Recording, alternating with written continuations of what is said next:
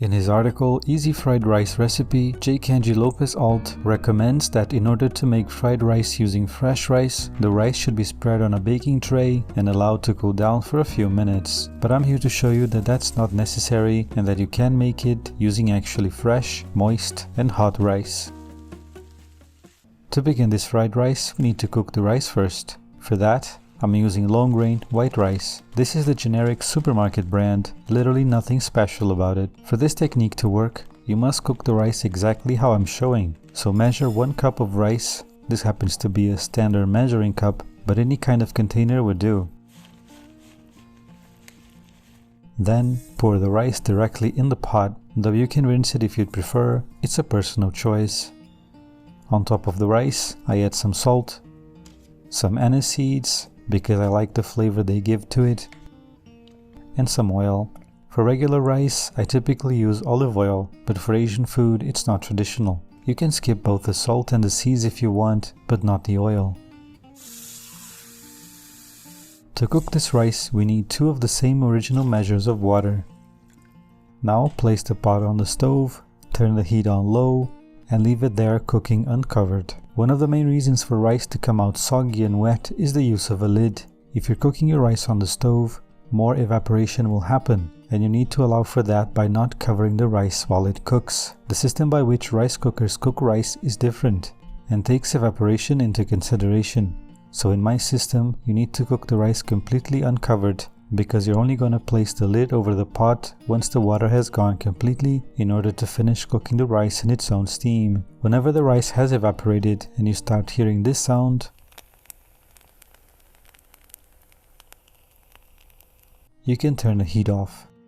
Another way of knowing if your rice is ready to be covered is to take a fork and check the bottom of the pot. If it's dry like that, it's done. Now cover and wait 15 minutes. While the rice finishes cooking, I'm going to talk about one very important ingredient in my fried rice, which is Hondashi, a Japanese fish stock powder. Don't worry, it doesn't make the fried rice taste like fish if you use just a little bit of it, but it will add a very savory / umami dimension to it. I always add it to any and all fried rices that I make, and I recommend that you give it a try. However, you can just leave it out. So now, let's prep the few other components that go into this simple fried rice, starting with the carrots that I'm gonna wash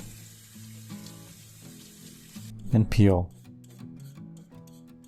To dice it, simply make 1 thin cut lengthwise into the carrot, and that will allow you to lay it firmly on the cutting board. After that, you continue to slice the carrot lengthwise until you reach the end of it. After stacking the carrot sheets on top of one another, make more parallel cuts in order to make the sheets into long strips. Then, gather your strips and dice them. Really simple.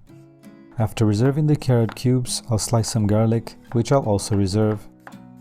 And the same thing with the green onions. With the vegetables done and dusted, I'll break some eggs into a bowl. And a good tip is to perforate the yolks before beating them, to avoid having a rebel yolk that never seems to break when you're trying to whisk the eggs.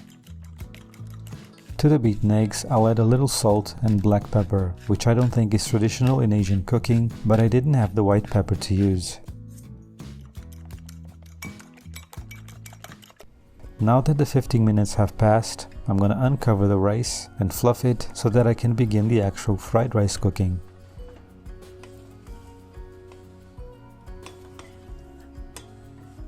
You need to start off with a very hot skillet, and to know if it's hot, sprinkle some water on it. If the water beads dents on the surface then disappear, your skillet or wok is ready.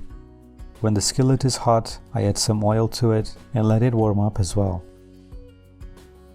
When the oil is hot, I add the carrots. I like to start with them because of all my ingredients, they are the ones that take the longest to cook, and also because they'll get sweeter that way.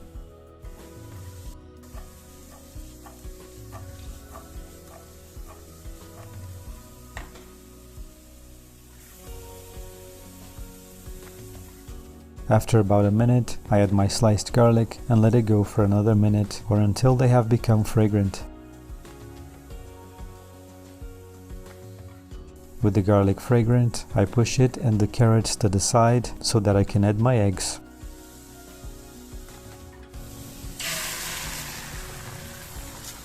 Did you hear that sound? That's the sound of a properly hot skillet. A lot of times, if your egg sticks to your skillet or wok, it's because it wasn't hot enough.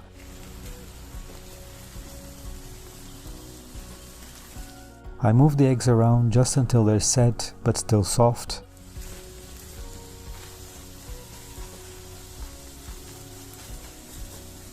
Then mix them with the carrots a bit and place all of it on the side. And now comes the start of the show, the freshly cooked and still hot rice.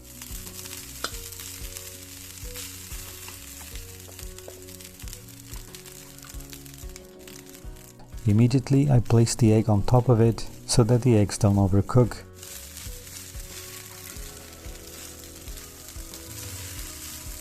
And then I start to break the egg clumps with my spatula.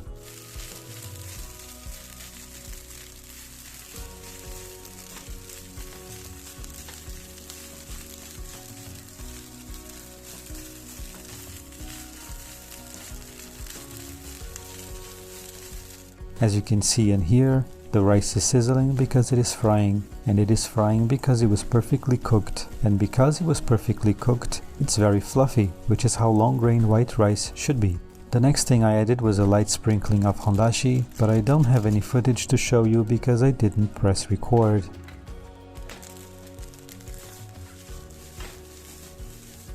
No matter, after mixing the Hondashi, I added my frozen peas.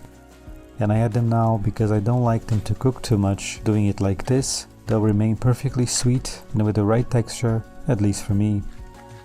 Some more black pepper, because again, I didn't have the white to use.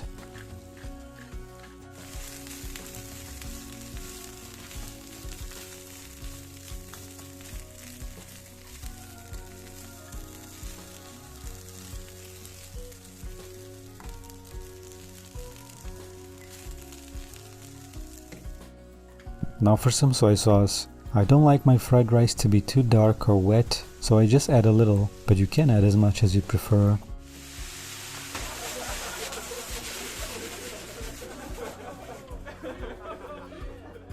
Some toasted sesame oil, and the green onions complete the dish.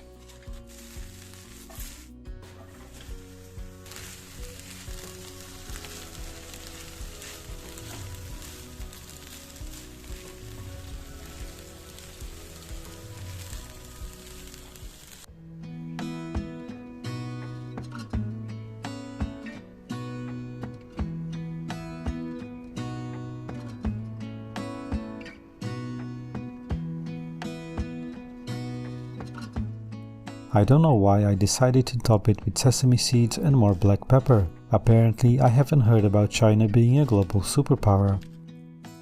This dish is all about knowing how to cook the rice. And if you do know how to cook the rice, you can make it with fresh, moist and hot rice. This fried rice was delicious and the rice was tender and fluffy.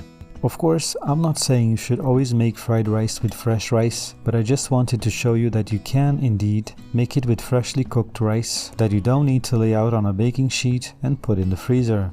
But anyway, that's all for now. Thanks for watching. We'll see each other in the next video. Bye.